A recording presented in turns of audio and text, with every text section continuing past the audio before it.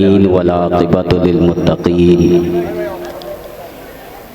वस्सलातु वस्सलामु अला सय्यदिल मुरसलीन व अला आलिहि व सहाबिहि अजमाईन। अम्मा बाद फ़ौज़ु बिल्लाहि मिनश शैतानिर रजीम बिस्मिल्लाहिर रहमानिर रहीम। वमा खलक़तुल जिन्ना वल इंसा इल्ला लियअबुदून।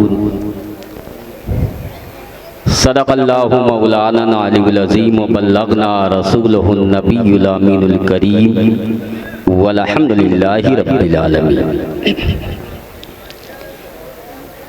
कुछ अर्ज़ करूँ इससे कब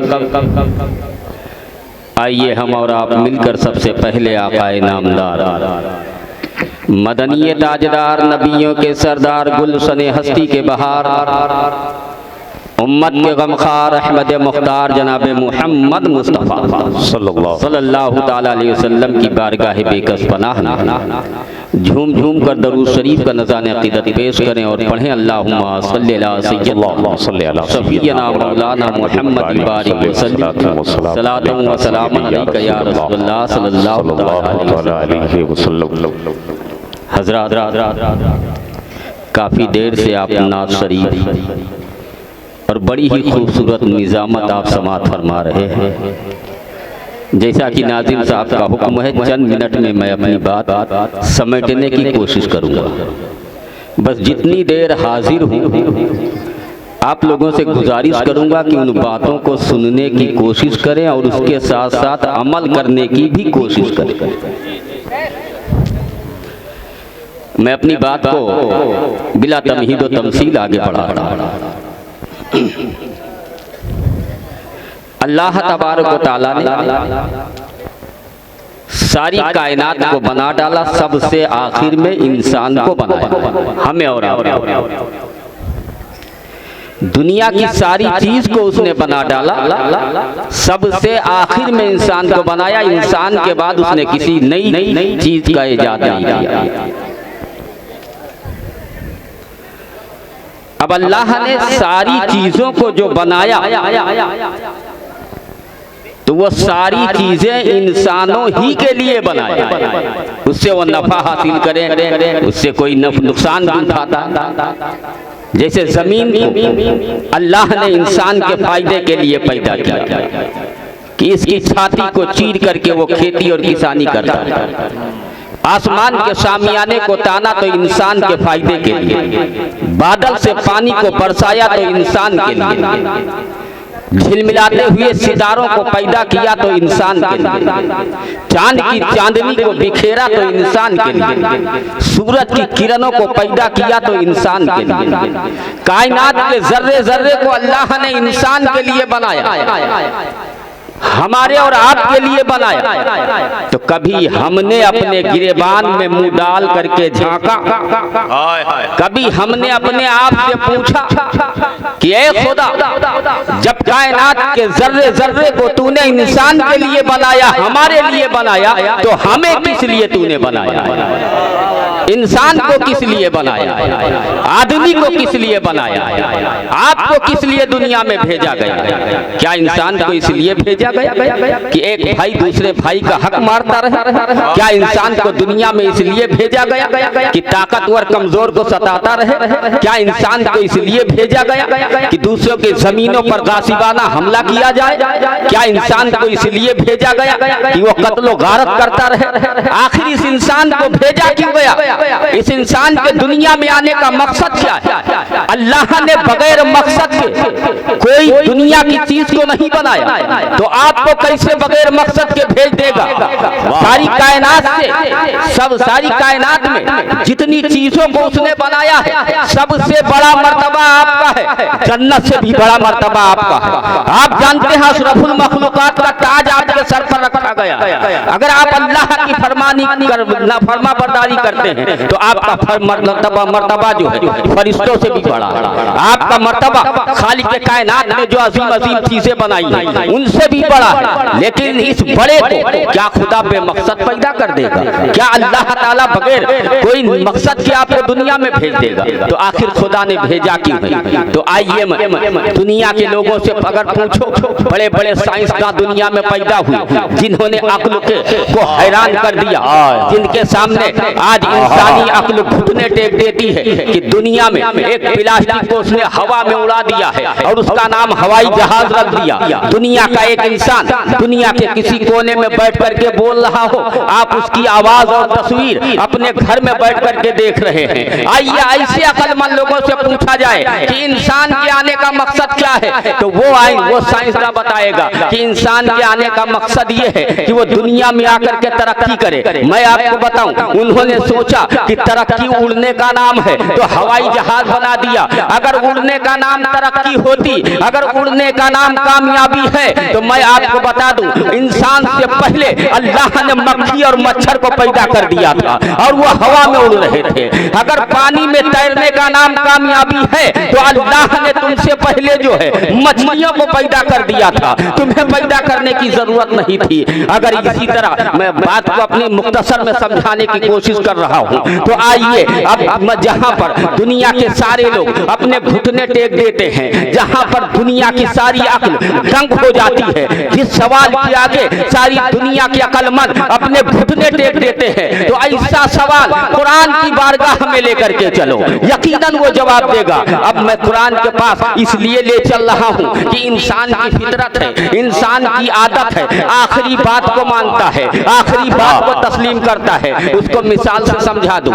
आपके बच्चे को अगर एक साइकिल चाहिए, एक साइकिल आपको खरीदना है, आप साइकिल दुकान पर जाएंगे, दुकान वाले से भाव पूछेंगे, दुकान वाला कहेगा 3000, आप लगाएंगे 1500, दोनों की बात बनेगी नहीं। आप दुकान से बाहर निकलने लगेंगे तो दुकानदार कहेगा आखिरी दाम बता रहा हूँ, आखिरी कीमत बता रहा हूँ, 2000 रुपये में पड़ेगी। आप आखिरी बात मान करके जो है आखिरी दाम और आखिरी कीमत समझ करके साइकिल को खरीद लेते हैं। पता चला इंसान की फितरत है कि आखिरी बात को मानता है, आदमी की आदत है कि आदमी की आदत है कि आखिरी बात को तस्लीम करता है। तो ऐ मुसलमानों, अपनी किस्मत पे नाज करो। खुदा ने तुम्हारी हिदायत के लिए जो किताब दिया वो आसमानी किताबों में आखिरी किताब है, और तुम्हारी रहनुमाई के लिए जो पैगंबर तुम्हें दिया है वो तमाम नबियों में आखिरी नबी है। तो आइए उसी आखिरी किताब से सवाल किया जाए।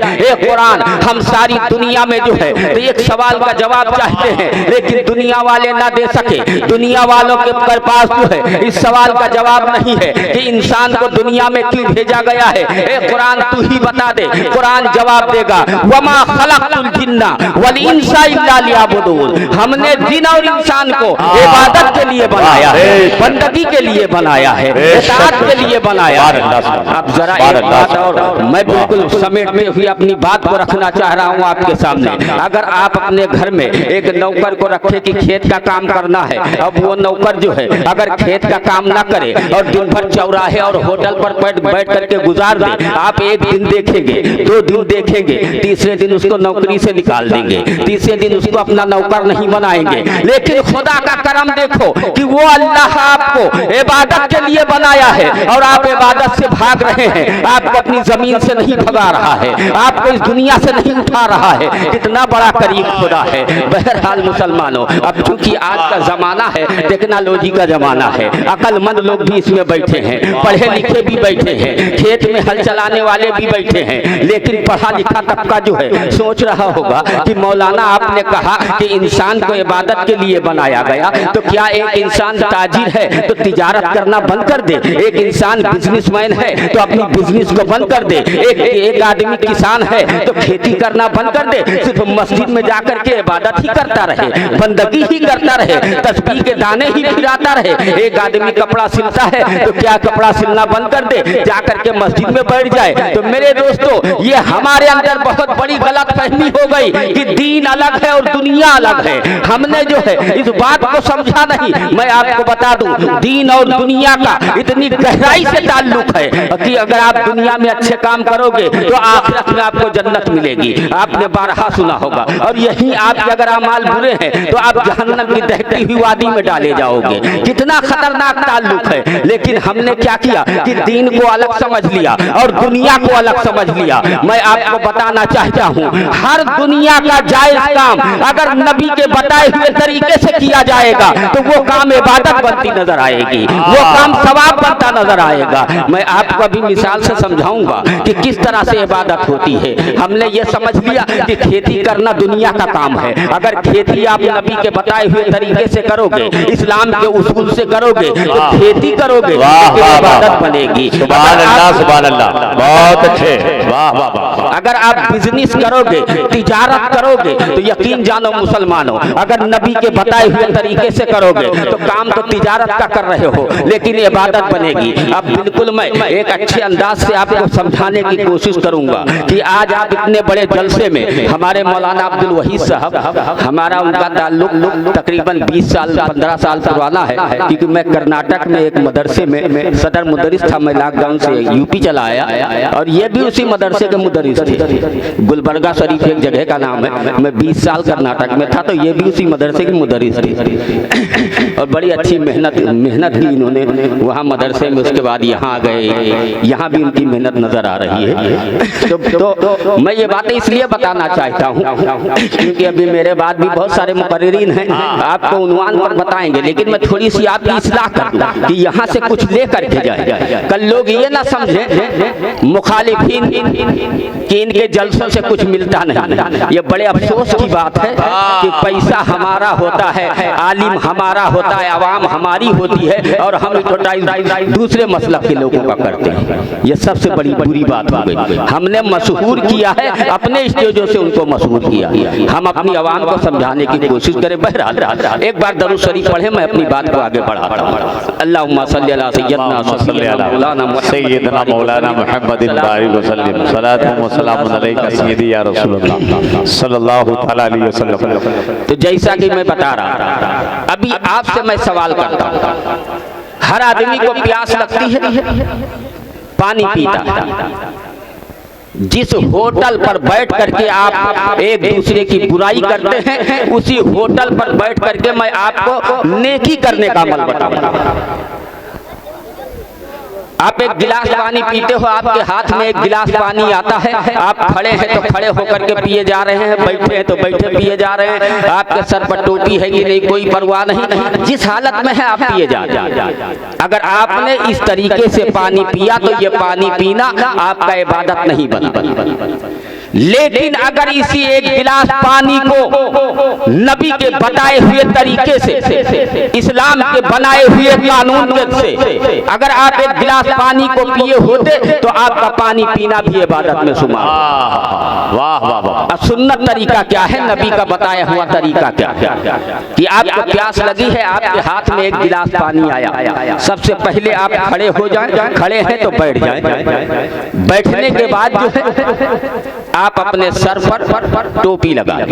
बड़े अफसोस की बात है हमारे नौजवानों के लिए कि कितने नौजवान यहाँ बैठे हैं कि सर पर टोपी नहीं है। तकरीर सुनने आए, जलसा सुनने आए हैं, लेकिन इनके सर पर टोपी नहीं है। और उससे भी बड़े अफसोस की बात है कि इनके सर पर 10 रुपये की टोपी नहीं है और जेब में 10,000 का मोबाइल होगा। बेशक बेशक। जुमा के दिन आप मस्जिद में नमाज पढ़ने जाते हैं, जेब में 10,000 का मोबाइल तो होता है लेकिन 10 रुपए की टोपी नहीं होती। मस्जिद में रखे हुए सदका खैरात की टोपी लगा करके आप जुमा की नमाज पढ़ते हैं। जी जी जी, ये हम मुसलमानों के हालात हैं। वो प्लास्टिक वाली जी। तो बताइए आप कैसे मुसलमान? जवाब नहीं बाबा। लेकिन वाकई इस्लाम ने देखो कितनी छूट दी है हमें और आप। क्या कहने, मजहब इस्लाम ने कितनी रियायत की हमारे साथ कि चलो ठीक है टोपी नहीं है तो रुमाल रख लो, कोई कपड़ा रख लो, कपड़ा भी नहीं है, तो एक हाथ अपने सर पर रखो और एक हाथ से एक गिलास पानी, यानी एक हाथ अपने सर पर रख लो और पानी का एक गिलास लो। हमारी माएँ बहनें, उनका भी तरीका यही है, वो भी सुन ले। और एक गिलास पानी को पहले आप मुंह में लगाएं, एक घूंट पानी पिए, गिलास को हटा लें। आज तो तरक्की का जमाना है, मुंह फैला करके बाटल से पिया जाता है। यकीन जानो मुसलमानों, आज मुसलमानों की हालत दुनिया में बदतर इसलिए हुई कि हमने इस्लाम के तरीके को छोड़ा है। नहीं तो तारीख गवाह है कि जितने मुसलमान आज के जमाने में हैं, तारीख इस्लाम में इतनी तादाद में मुसलमान कभी नहीं थे।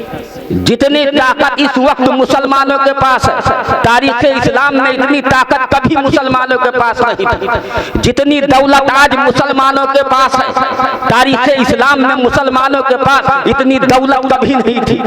जितने मुल्कों में हुकूमतें इस वक्त हैं मुसलमानों के पास, तारीख इस्लाम में मुसलमानों के पास कभी इतनी हुकूमतें नहीं थी। लेकिन ये भी कड़वी सच्चाई आप अपने कानों से सुनिए कि जितना जलील और रुसवा आज के जमाने में मुसलमान हुआ है, तारीख इस्लाम में कभी नहीं हुआ है, कभी भी जलील नहीं हुआ है।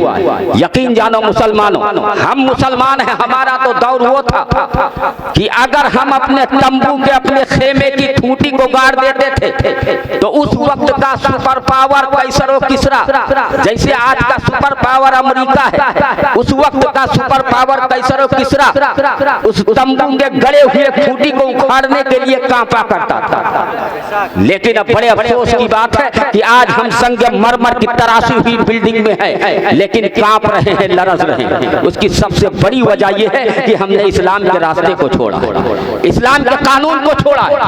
और बातें हम और आप बहुत बड़ी बड़ी करते हैं कि हम इस्लाम के लिए सर कटा देंगे, लेकिन कभी आपने अपनी हालत देखी? आज हम मुसलमानों के हालात ये है कि हमारी मस्जिद के अंदर इस्तिंजा खाने में जो जग रखा जाता है या डिब्बा रखा जाता है, उसको जंजीर से बांध करके रखा जाता है कि कहीं कोई उठा ना ले जाए। बताइए, आपकी मस्जिद में कोई गैर कौम नहीं आता, हम ही मुसलमान। जिस कौम के ये हालात हो कि आपके मस्जिद या आम जगह पर वाटर कूलर रखा जाता हो, पानी पीने के लिए रखा जाता हो, उसके गिलास को जंजीर से बांध करके रखा जाता हो, बताओ वो कौम क्या तरक्की करेगी जो गिलास तक न छोड़ दे। यकीन जानो, मुकाबला करने के लिए सामने वाला अगर तोप के साथ है तो आप गुलेल से मुकाबला नहीं कर सकते हो। अगर कोई पिस्तौल तान के आपके सामने खड़ा है तो आप पत्थर से मुकाबला नहीं कर सकते। अगर सामने वाले के पास तोप है तो आपके पास भी तोप होना चाहिए, तब आप मुकाबले में जीतेंगे। बहरहाल, तो आज हमें जरूरत है कि हम मुसलमान अपने इस्लाम के तरीके को सीखें, और ये इस्लाम का तरीका ये इदारा सिखाएगा।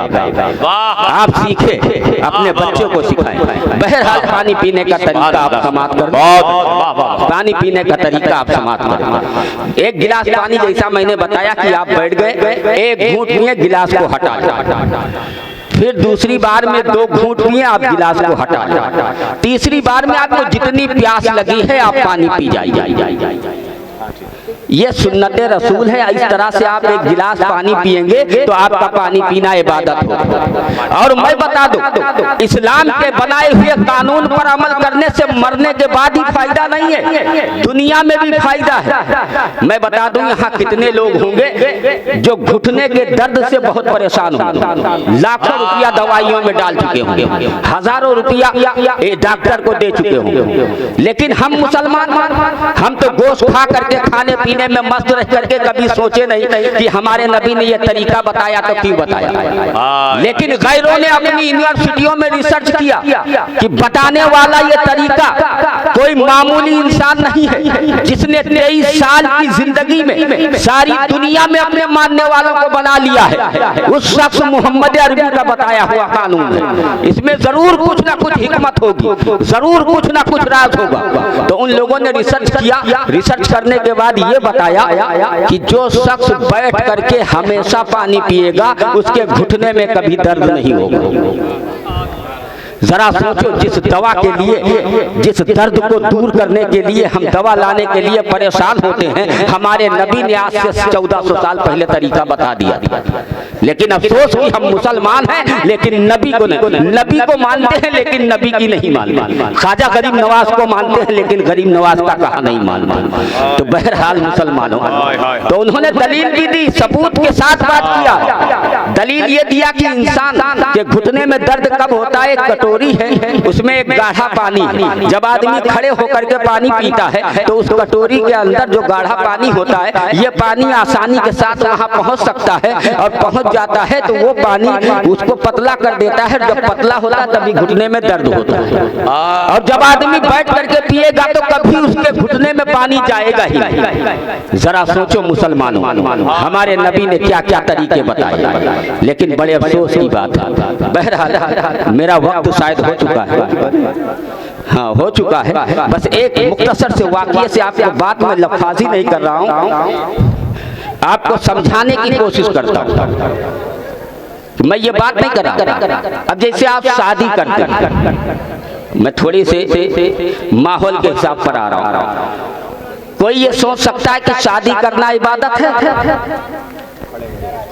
लेकिन जिस तरीके की आप शादी करते हैं ये इबादत नहीं। लेकिन अगर इसी शादी को नबी के बनाए हुए तरीके पर अगर आप करे होते तो ये शादी करना भी आपका इबादत है। शादी, यकीन जानो आज हम और आप उलमाए किराम बैठे हैं, इनसे अगर आप एक मसला पूछे कि मौलाना साहब एक मसला बताइए, एक सुन्नत पर अमल करने के लिए 100 गुनाह हो रहे हैं, तो बताइए ऐसी सुन्नत अदा की जाए कि ना की जाए? तो ये उलमाए किराम बताएंगे कि कोशिश करो कि 100 गुनाह खत्म हो जाएं और सुन्नत पर अमल कर दो। और अगर ऐसा कोशिश करने के बाद भी नहीं होता तो ऐसी सुन्नत ही को छोड़ दिया जाए जिसकी वजह से 100 गुनाह हो रहे हैं। अब निकाह करना सुन्नत है, सैकड़ों गुना आप कर रहे हैं। एक सुन्नत पर अमल करने के लिए हजारों गुना आप कर रहे हैं। यकीन जानो मुसलमान, वो दौर अलग था कि नाचने वाले बाहर से आते थे, पूरे मोहल्ले वाले मिलकर खाना पकाते थे, खिलाते थे। आज जमाना इतना तरक्की कर गया कि मोहल्ले वाले मिलकर नाच लेते हैं, खाना पकाने वाले बाहर से आते हैं। सबका यही है। यकीन जानो मुसलमान, आज हम जिस हालात पर पहुंचे हैं ये तरक्की के रास्ते नहीं है, ये हमें दलदल में डालने के रास्ते। तो बहरहाल मैं लफाजी नहीं कर रहा हूं, मैं एक वाकया से आपको बता दिया। हजरत निजामुद्दीन महबूब इलाही रहमतुल्लाह अलैह बड़े पाए गए वली गुजरे, दिल्ली शरीफ में उनकी मज़ार है। एक बार खादिम को बुलाया, खादिम से कहा ये एक प्लेट खिचड़ी है, जाओ जंगल में एक बूढ़ा शख्स बैठा होगा, उनकी बारगाह में पेश कर दे। खादिम ने कहा हुजूर आपको पता है शाम का वक्त हो रहा है, अब वहाँ जंगल में जाने के लिए बीच में जमुना नदी को मैं कैसे पार करूँगा, ना कश्ती है ना मल्ला है, शाम का वक्त हो। तो हजरत महबूब इलाही ने कहा खादिम परेशान मत हो, नदी के किनारे जाना तो सिर्फ इतना कह देना कि मुझे ऐसे आदमी ने भेजा जिसने शादी नहीं की। खादिम बड़ा परेशान, या अल्लाह आधा दर्जन बच्चे और कहते शादी नहीं की। यकीन नहीं हो रहा। लेकिन वो जैसे पहुंचा, पहुंचने के बाद कहा कि नदी के पास कहा है नदी तू मुझे रास्ता दे दे, मुझे ऐसे आदमी ने भेजा जिसने शादी नहीं की। नदी ने फौरन रास्ता दे दिया, आधा पानी इधर आधा पानी उधर। खादिम को जब रास्ता मिला पार कर गया, लेकिन बड़ा ताज्जुब में था कि मामला क्या है। मैं इंसान होकर के इंसान की बात को नहीं समझ रहा हूँ, ये पानी होकर के इंसान की बात को समझ रहा है। आखिरकार पहुंच गए आगे, बूढ़े शख्स के पास पहुंचे, एक प्लेट खिचड़ी पेश कर दी। अब ये खादिम को याद आया मैंने अपने मालिक से सिर्फ आने का रास्ता पूछा था, इधर से जाने का तो पूछा ही नहीं था। अब रात भर लगता है यही रहना पड़ेगा, लेकिन सोचा जिसके पास खाना लाया हूँ इनसे कोई रास्ता पूछ लिया जाए। कहा हुजूर ऐसा ऐसा मामला, मैंने अपने मालिक से सिर्फ इस पार आने का पूछा था, इधर से जाने का नहीं पूछा था। अब मुझे जाना है, बीच में नदी है, आप ही कोई रास्ता बता दीजिए। तो उस बूढ़े शख्स ने कहा कि खादिम परेशान मत हो, नदी के किनारे जाना तो सिर्फ इतना कह देना कि मुझे ऐसे आदमी ने भेजा जिसने जिंदगी में कभी खाना नहीं खाया। ये खादिम और परेशान, या अल्लाह मेरे सामने एक प्लेट खिचड़ी खा गए, न जाने जिंदगी में कितनी प्लेटें साफ की होंगी, और कहते खाना नहीं खाया। आखिरकार आया, जैसे कहा कि मुझे ऐसे आदमी ने भेजा जिसने जिंदगी में कभी खाना नहीं खाया, रास्ता मिल गया। आया घर पर प्लेट को एक तरफ फेंकता है, महबूब इलाही के कदमों पर गिरता है, कहता है ऐ अल्लाह के मुकद्दस वली हुजूर, आपका मामला समझ में नहीं आ रहा है। आपने शादी भी की है, आपके बच्चे भी हैं, आपकी बीवी भी है, लेकिन आपने कहा शादी नहीं की, आखिर मामला क्या है? तो कहा सुन खादिम, दुनिया के लोग शादी करते हैं तो नफ्स की तस्कीन के लिए करते हैं, दुनिया के लोग शादी करते हैं तो अपने आनापन को दिखाने के लिए करते हैं, दुनिया के लोग शादी करते हैं तो शादी में अपनी अमीरी बताने के लिए करते हैं, दुनिया के लोग शादी करते हैं तो शादी में जो है अपना जो है पूरा रोबो दबदबा दिखाने के लिए करते हैं। लेकिन मैंने जो शादी की है नफ्स की तस्कीन के लिए नहीं, शोहरत के लिए नहीं, दौलत के लिए नहीं, दहेज के लिए मैंने जो शादी की है नबी की सुन्नत समझ करके की है। इसलिए मेरा शादी करना नहीं हुआ है, बल्कि इबादत में शुमार कर लिया गया है। तो अगर हम भी अपनी शादी नबी के सुन्नत समझ करके करें तो इबादत में शुमार हो जाए। कहा अच्छा हुजूर उन्होंने खाना खाया उसका भी बता दीजिए। कहा दुनिया का आदमी खाना इसलिए खाता है कि ताकत होगी तो पड़ोसी को मारूंगा, दुनिया का आदमी खाना इसलिए खाता है कि भाई को सताऊंगा, ताकत आ जाएगी, दुनिया का आदमी खाना इसलिए खाता है कि मैं ताकतवर हो जाऊंगा तो कमजोर को परेशान करूंगा। लेकिन वो अल्लाह वाले हैं, वो खाना इसलिए खाते हैं कि खाऊंगा जो ताकत आएगी, और ताकत आने के बाद खुदा की बंदगी करूंगा, खुदा की इबादत करूंगा। तो उनका खाना नहीं बना है, बल्कि इबादत में शुमार कर लिया गया, बंदगी में शुमार कर लिया गया। बस बिल्कुल सबसे आखिरी बात, हमारी माए बहनें हैं, हमारे आप दोस्त अहबाब बड़े बूढ़े हैं, आप हज़रात से गुजारिश ये करूंगा कि हम जो भी काम करें सुन्नत रसूल के मुताबिक करें, इस्लाम के दायरे में रह करके करें, इस्लाम के कानून के मुताबिक करें। अगर आपको पता ना हो तो आपके पास मौलाना अब्दुल वहीद कादरी साहब हैं, आपके पास दारुल उलूम चल रहा है, आप इनसे पता कीजिए, आप यहाँ के उलमा से पता कीजिए। आप शरीयत मुहम्मदी के मुताबिक जिस दिन आप जो है अपनी जिंदगी गुजारने लगेंगे उसी दिन दुनिया के सबसे कामयाब कौम बन करके चमकेंगे। सारी दुनिया आपके सामने घुटने टेक देगी और आप कामयाब मुसलमान होंगे। तूफान नूलाने से आया क्या फायदा, तो अश्क ही बहुत है, अगर कुछ असर करे। वाखिर दावाना अल्हम्दुलिल्लाह रब्बिल आलमीन। अस्सलामु अलैकुम।